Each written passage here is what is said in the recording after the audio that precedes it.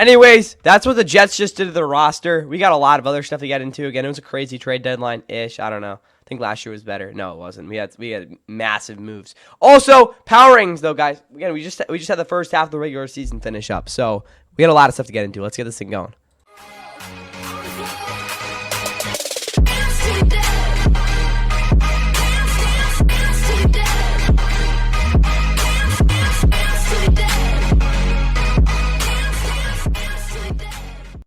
And with that, what is going on, guys? Welcome back to the Fun NFL. Please like and subscribe. Hope you guys enjoy the week not 10. Oh, dang it. Second half of the regular season is upon us, as we will be going through every single NFL team and their ranking here as, again, the second half of the regular season gets going. Also, trade deadline was yesterday, technically for you guys. So, yeah, we'll be talking about the trades that happened. There were 6 of them, or 7, I don't know, something like that. And we'll be going through all the teams that made trades and, yeah, how that's going to affect themselves. Anyway, though, yeah, so let's get into this thing. If you haven't already watched previous power rankings, well, he obviously has an opinion on that. But number 1 is that's the best team in the league. I hope you know that. Number 32 is the worst. We'll start at that spot. And nothing changes here. That's going to be the Titans. I mean, maybe if you wanted to, you could put them higher. But, like, realistically, I don't know. They had a good Shamari DK. He had a punt return touchdown. Jesus. Cody Barton, the linebacker, had a pick 6.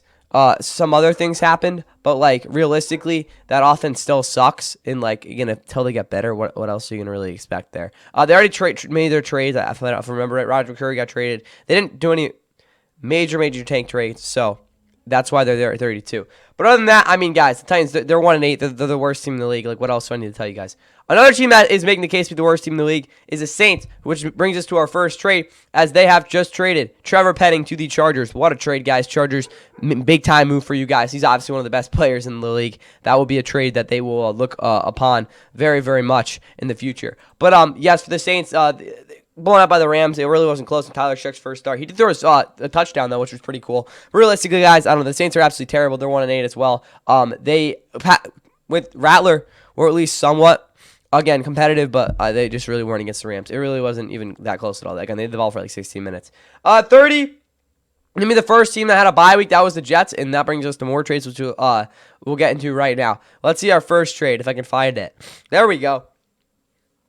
I talked about it a little bit in the Monday Night Football recap, but the Cowboys did trade for, oh my goodness, for Quinnen Williams for a first-round pick, and you'll see the Jets got a pretty good haul here as they traded their franchise defensive tackle, who isn't the.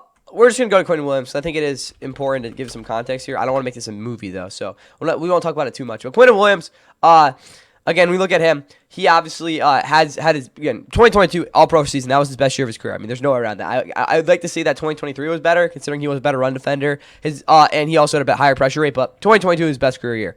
Past years, he's been very good. This year has honestly not been as great in terms of his pressure rate. He's still stopping the run, and again, an elite clip, though, so you're definitely going to take that. But if you're a Cowboys fan, this is a guy you're getting who is a premier player at the position. Is he worth the first-round pick? I don't think so. He's like, what is he, 26 or 7? He's controllable. Obviously a very, very good player. But the first-round pick's a lot. Also, the other trade they made.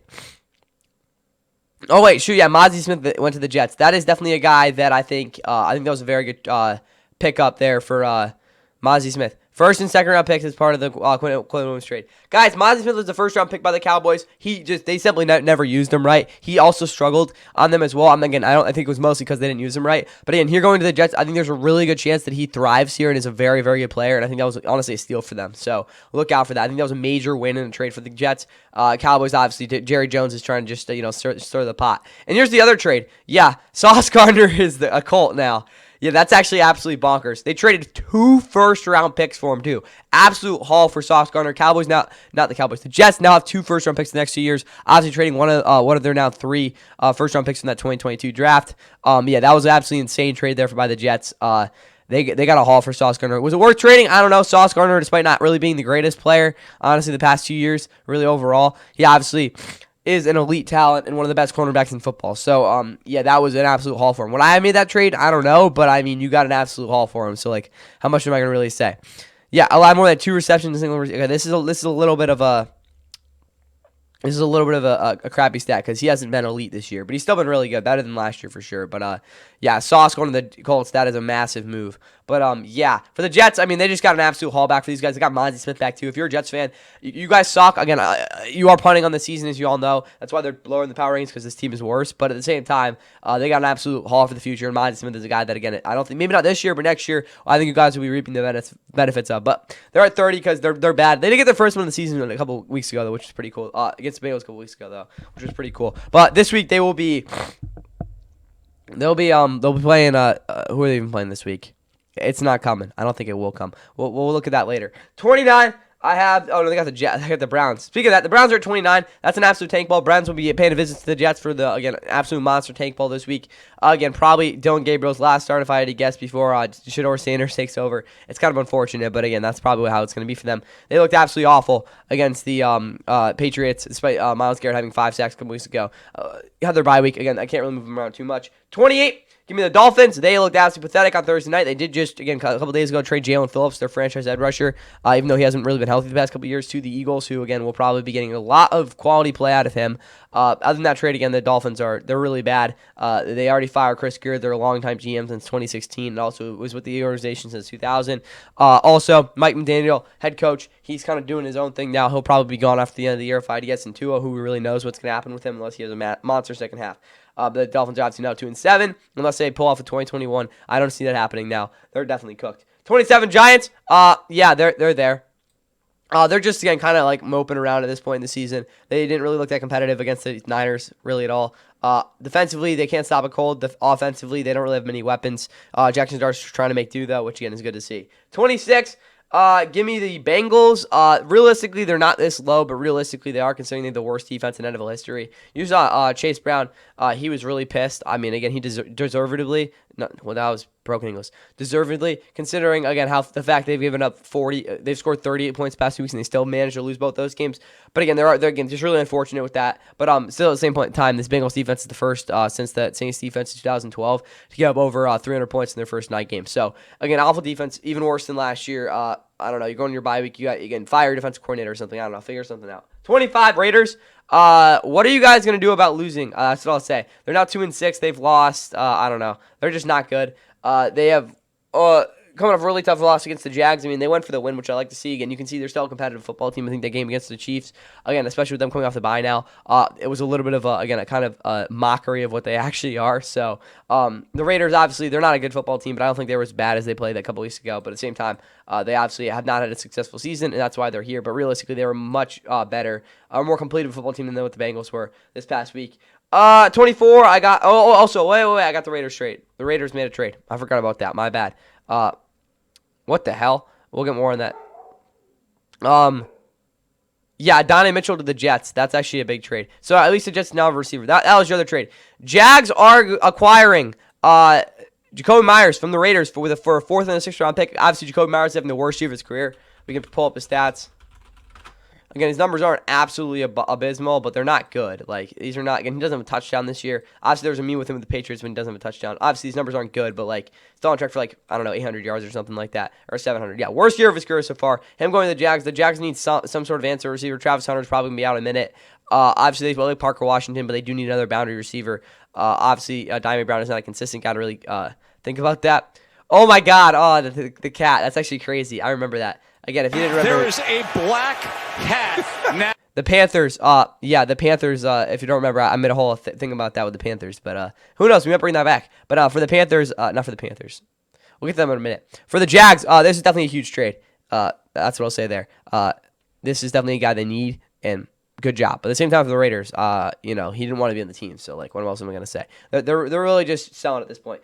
Also, we'll get to the Colts, but Donnie Mitchell, the Jets actually have a legitimate receiver now with Garrett Wilson injured and stuff. 23, give me 24, give me the Commanders. The Commanders are bad. They're, like, kind of just in free fall. Obviously, again, a whole like, they were really mad at Dan Quinn, really everyone was, for keeping Jay Daniels in. He took some accountability, but this team is still long gone. Their defense is absolutely atrocious. They obviously lost their best defensive player in terms of red D line, and Dorrance Armstrong for the rest of the season.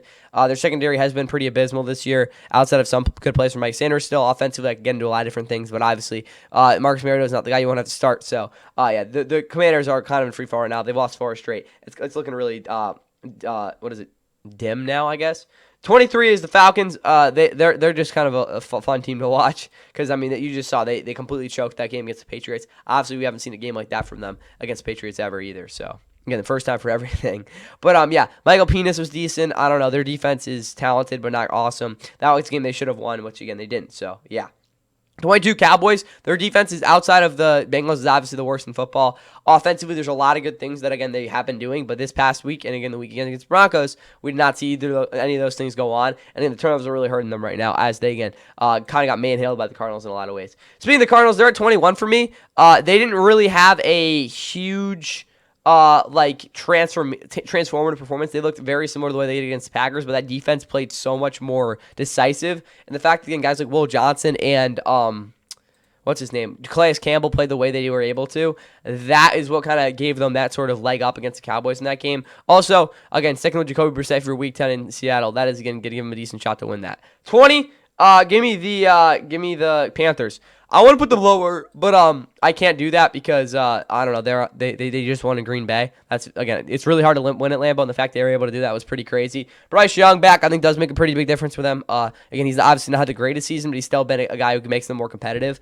So that's what I'll say there. But again, realistically, this is not a team that I really believe in whatsoever. But I mean, huge win against the Packers. Got to give them all the credit in the world. But we need to see a little bit more consistency, or how about dominance? Or not dominance. So something to make me feel they're actually decent, but we'll see. Number 19, I got the Vikings. Big time winning Detroit, very similar to the Panthers. The only difference is they're a more talented team. And J.J. McCarthy, I think, is definitely worse than Bryce Young, but not to the point where I think that's that much of a difference. Try not to again compare these guys too much, but they had a lot of similar things go on. Vikings, though, huge time win. Now you got to host the Ravens in what should be a crazy game. 18.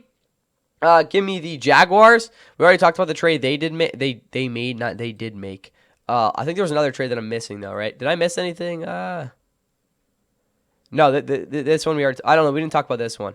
Oh, yeah. Logan Wilson to the Bengals, to the Cowboys. Logan Wilson got benched because he's been terrible this year. He really hasn't been an elite player since 2022. He was decent in 2023. Last year, I think he was really bad in coverage. He's never been good in coverage. He was really bad last year, like unplayable bad. This year, he actually was unplayable, and they just didn't play him at all. So, yeah, Logan Wilson, the Cowboys. He's a talented player, but like realistically, just hasn't been that great for a minute now. But there was something else.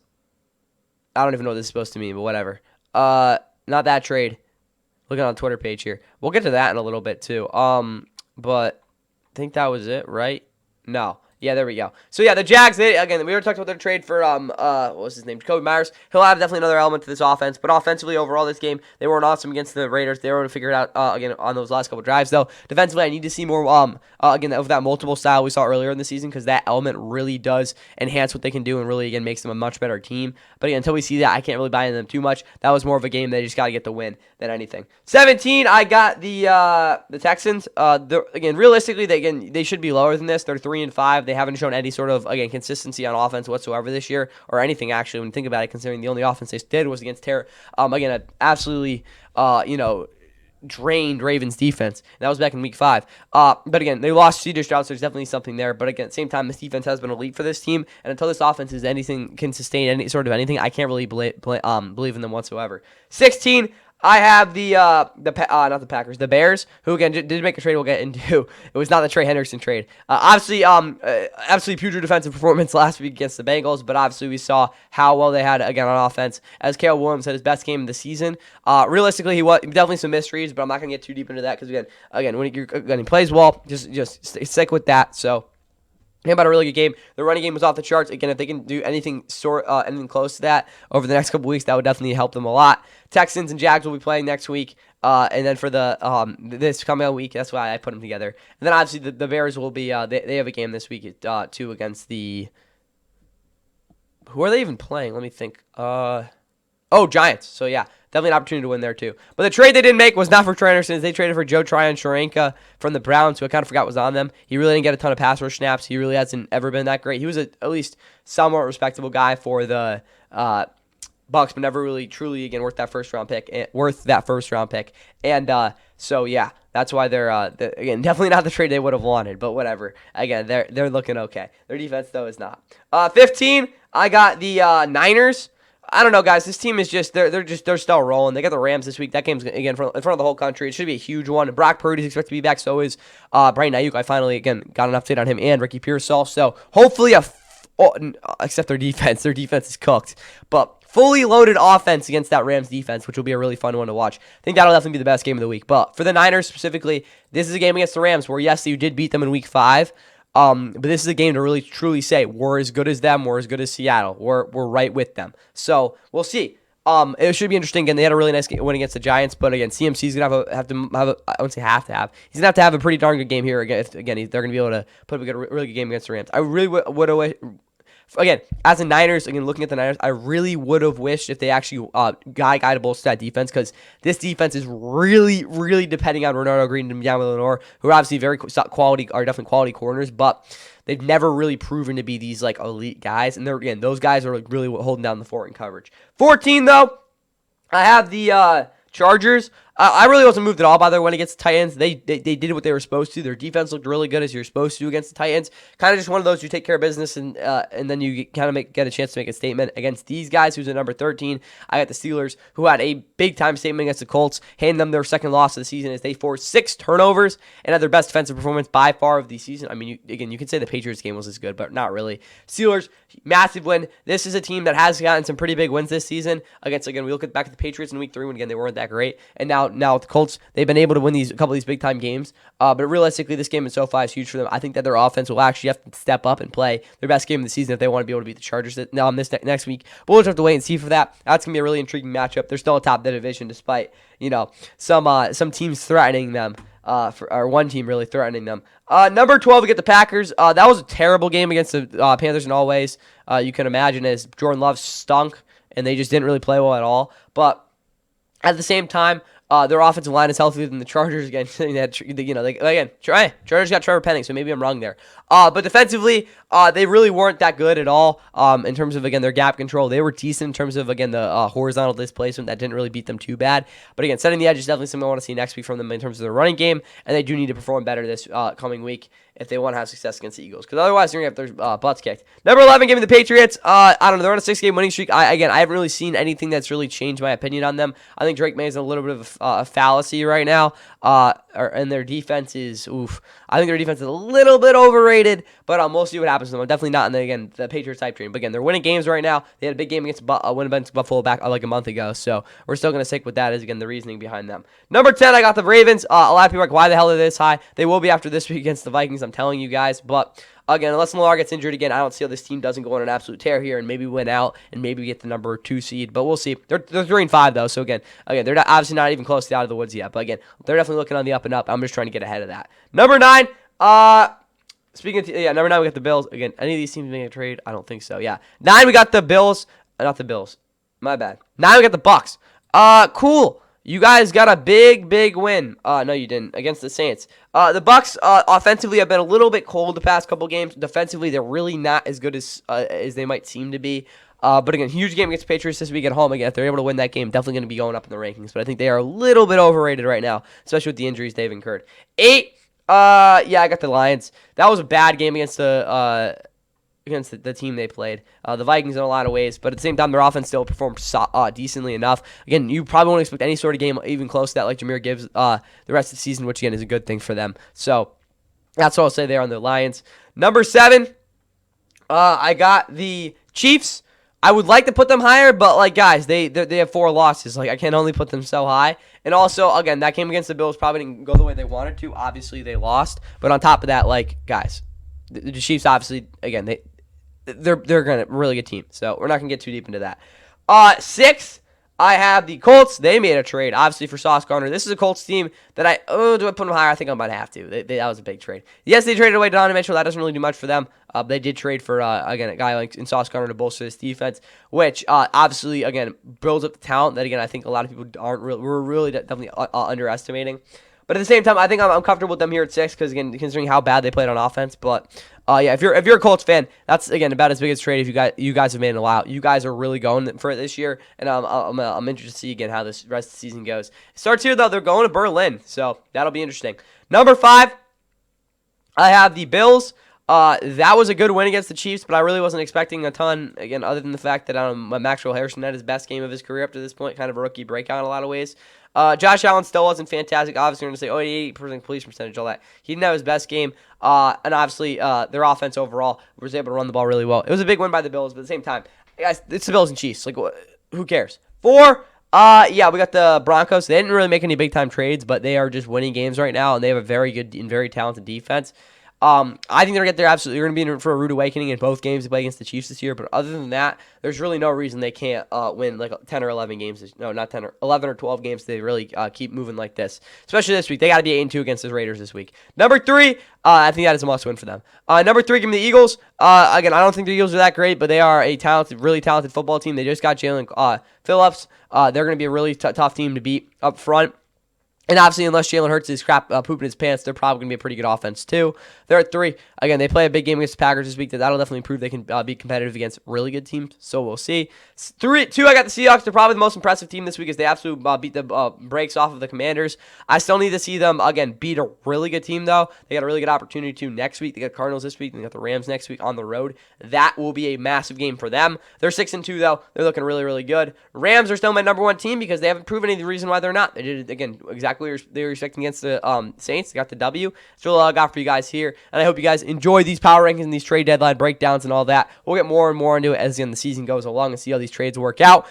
Colts got an absolute massive haul, though. Again, you could say I'm snubbing them a little bit, which I think would be fair. But they're going to be sitting 6 there or 7. We'll see next week, as that's all I got for you guys here. And again, we got a big week coming up, especially big one for the Broncos on Thursday. 2nd and 17. Allen has time. Intercepted. Sauce Gardner's got it. And the Jets are in business inside the Buffalo 20. What a read by Sauce Gardner, because he was playing 2 deep zone, and when that means the corners are rolling.